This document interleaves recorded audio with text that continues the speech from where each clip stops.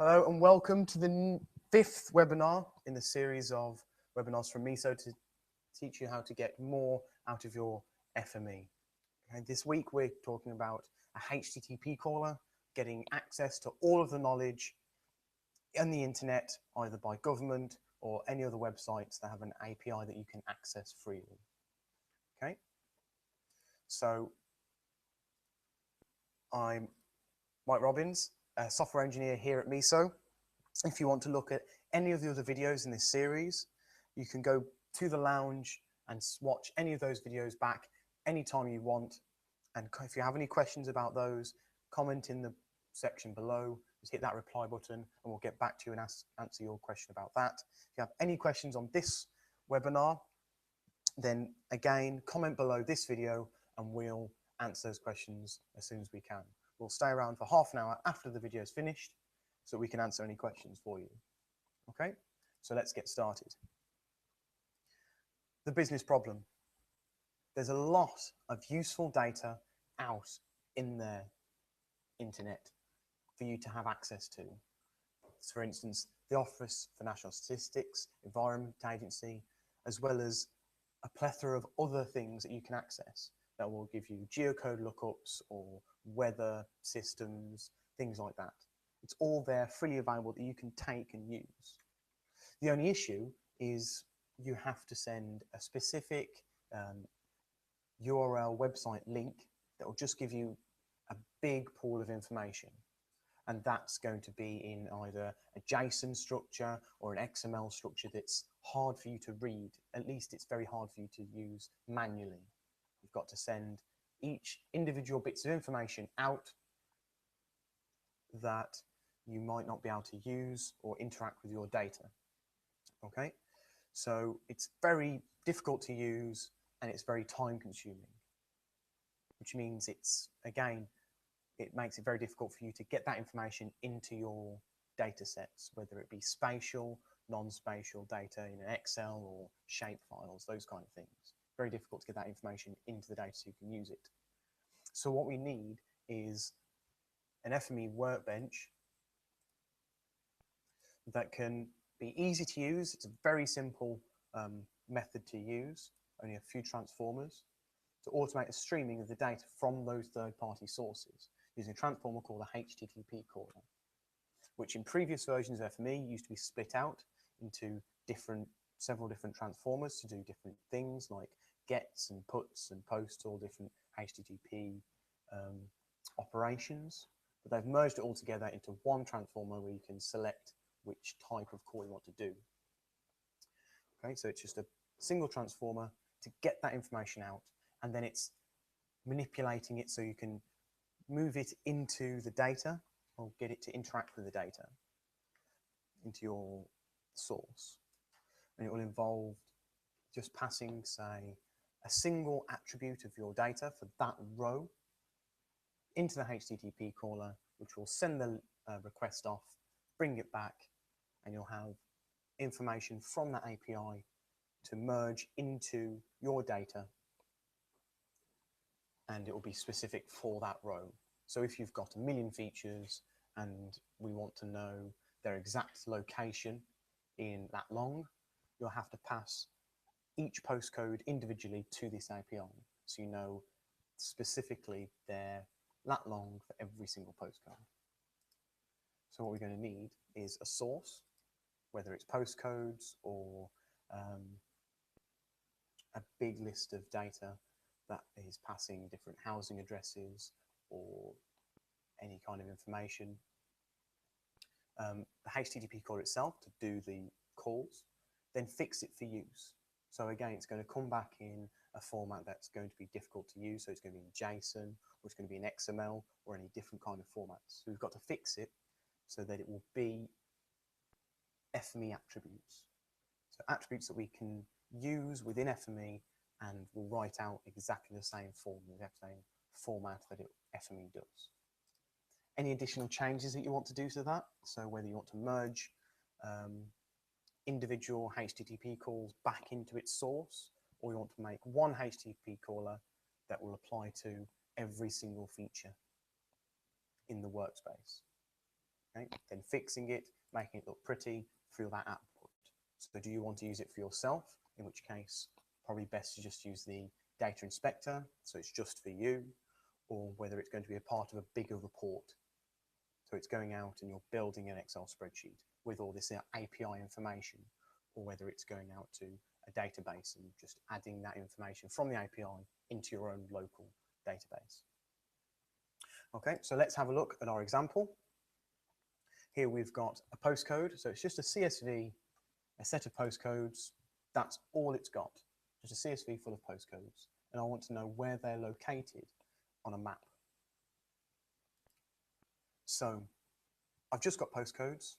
There's an API called GeoNames, which a section of their API is called postcode lookup.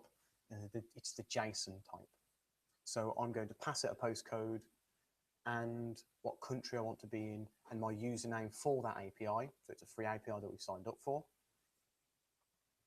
And it's going to give me a lot of information, but more importantly, its latitude and its longitude.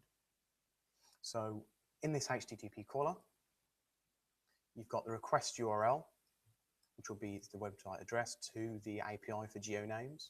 And the function that we're going to call is postcode lookup JSON. And if I just open the text editor for this, you can see there's the full URL.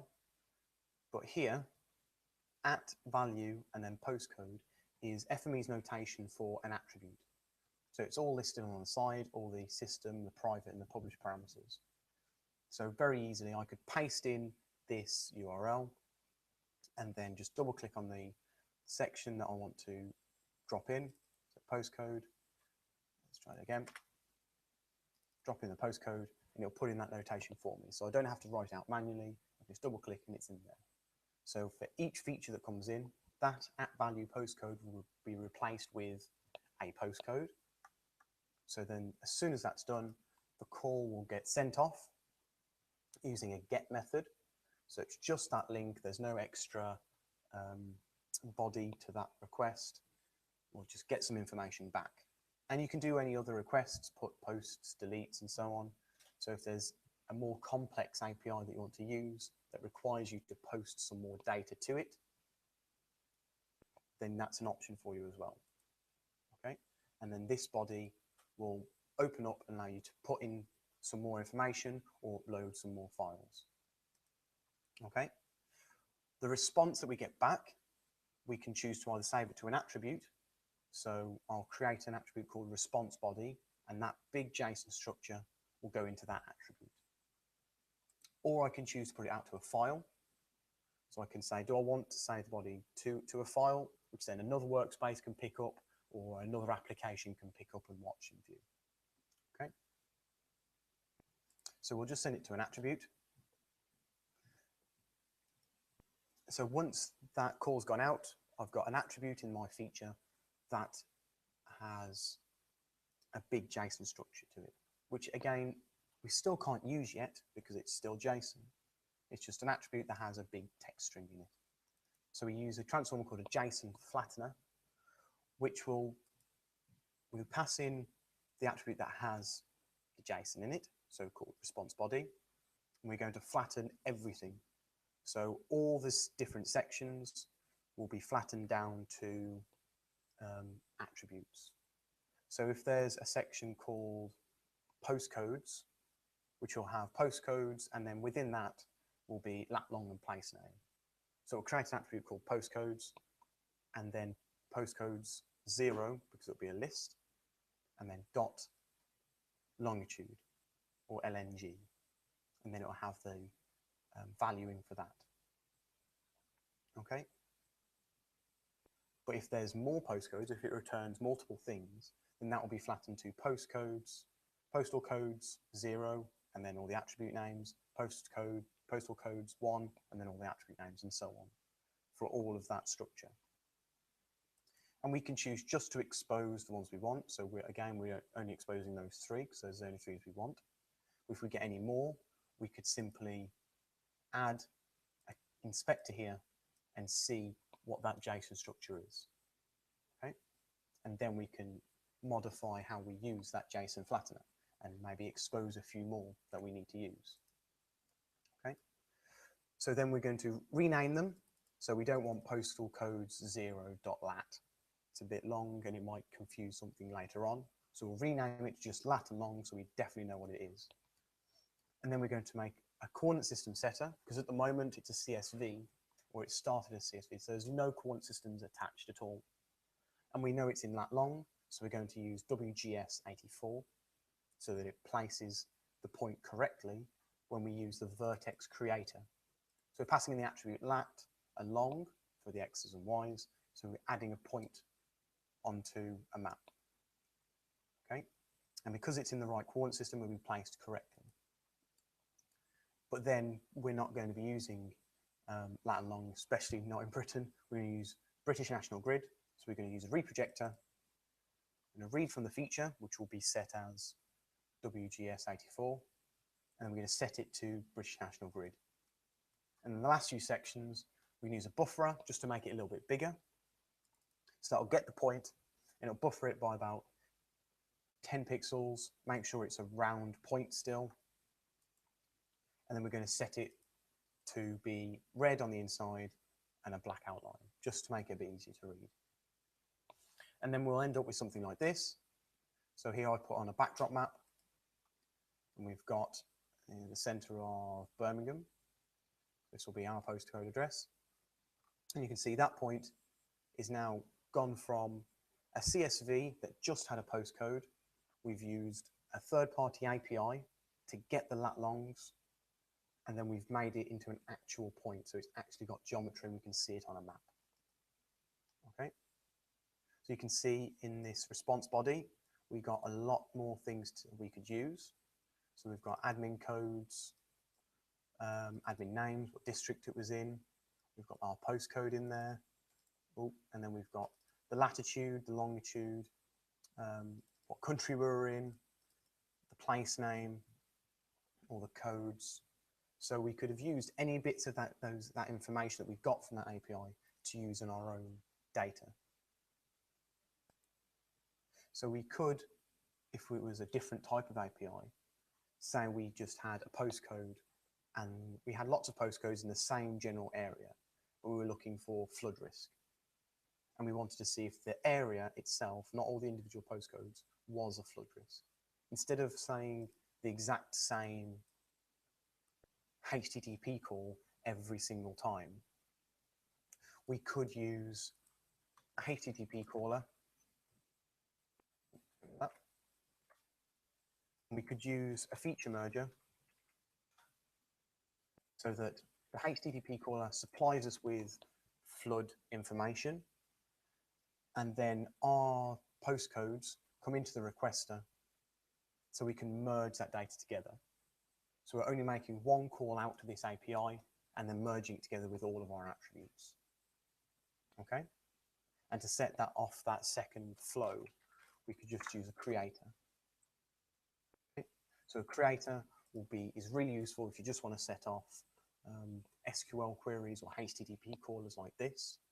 And you can always choose for the creator to, if you've got multiple, to go at the end, so that this section will always go last.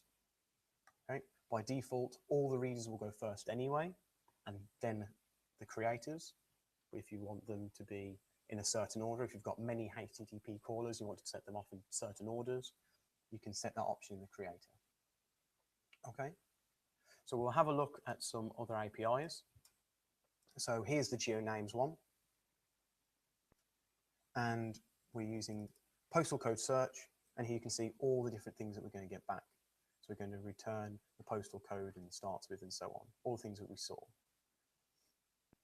But we could have used find nearby postal codes here and just passed in the lat long and then your username, or we could have passed in a postcode and just got all the nearby, what's near this postcode, what other postcodes are there, for instance.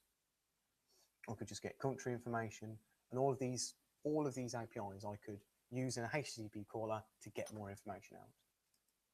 In the same data.gov, this is the health section. So it's saying if I want to find all the hospitals in this partial postcode, will return me something like this. So I know what information I'm going to get out. And then that would be the link that I can just copy and paste into the HTTP caller and just replace this L3 with a postcode for my data. And now I'm using data.gov, should be most up-to-date repository, and I can use it in any information, any data set that I have. Right?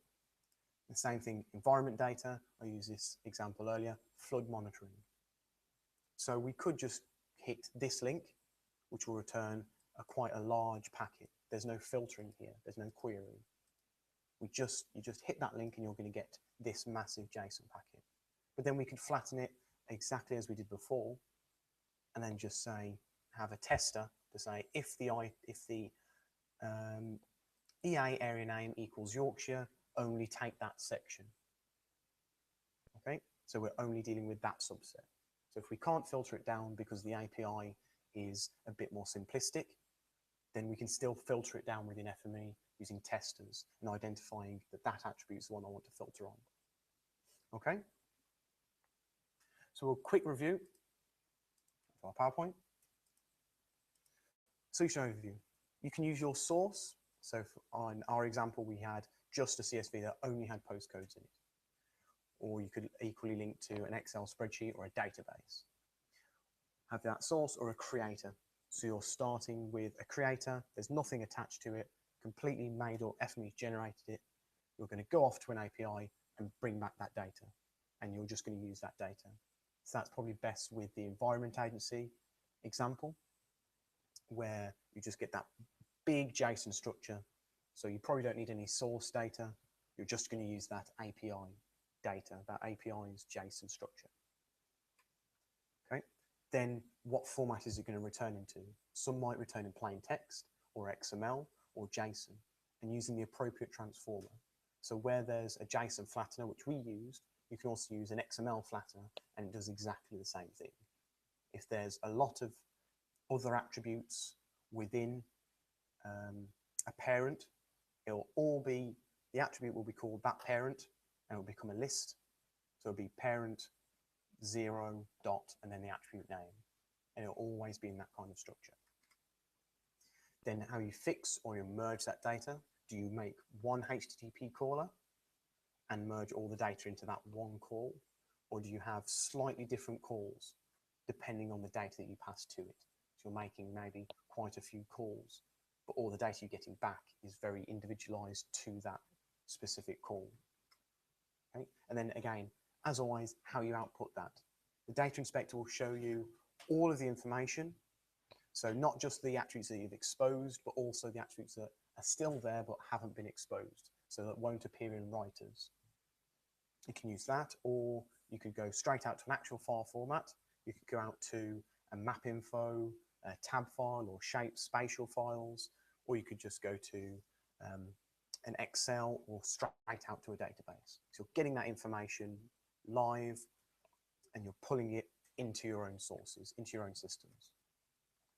Key benefits, you don't have to manage handling that data by yourself manually. You can get the FME workspace to go out, get that information and translate it for you. Once you've done it once, it'll do it again, and it will be more robust and it'll save you time just to deal with the information that you get at the end. Because it's an API, because it's should be up-to-date sources, you're never working on archive data. And the same in an earlier webinar where we're searching through your system to find which data set's the most up-to-date. In this case, the API will be set up to look at that website's or at that organization's most up-to-date data. So they're only ever serving out the latest that they have. Okay, so you don't have to search for the right one. They should always serve out the most up-to-date one. And again, it gives you, because that API is translated from the structure that you got in the response to FME attributes, you can translate all of that useful data into what you use. So again, Is it going to be an Excel spreadsheet or a database or a shapefile or spatial files? And then you can use that information for how you predict things or how you manage your actions later on. So for example, you can look directly into the Environment Agency and flood risks. So you can take that flood risk data, maybe take a weather API and think, well, these are flood risk areas and there's heavy rainfall. So FME will send an email to alert me, or will produce a report that will say, this area is under heavy risk within the next X amount of days. Before, it would just be a manual, go to the Environment Agency, find that area, then go to the weather site and find the days and predict in the future whether there's going to be heavy rainfall, things like that, and then you manually compare, where one workspace can just give you a report immediately or in a very short amount of time and tell you right at the top, these areas are at risk. Okay? Save a lot of time and hopefully remove human error as well. So it's a very straightforward way to stream that data in and translate it. It's just that HTTP caller and maybe a flattener to get that information to FME land. You can get new information for each feature. So instead of making the one call, you could make many, depending on what attributes you pass into it as the attributes change. Or make one call and then apply it to all of the features. So that you can take that information and just apply it to each one, so each one's got the same one. Or maybe it might change at the end of the workspace. You can use for any available data stream. So it's not just limited to the examples I've shown. If there's an API out there, whether it's free and you just need to set up an account, or whether it's paid for, the method should be the same. If there's an account, you just pass in your account details to that call, and then it will allow you to take that information back. Right? And it requires minimal maintenance.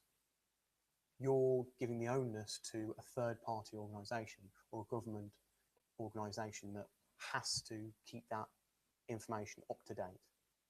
So you're just calling out the API and bringing all that information back. Okay? As long as the workspace or the source data remains the same or very similar, everything else should work exactly as before. Okay? So thank you for listening. If you've got any questions on this video, again, as I said at the start, do comment below. If you want to look at any of the other previous videos, go to those videos, watch those back, ask questions there.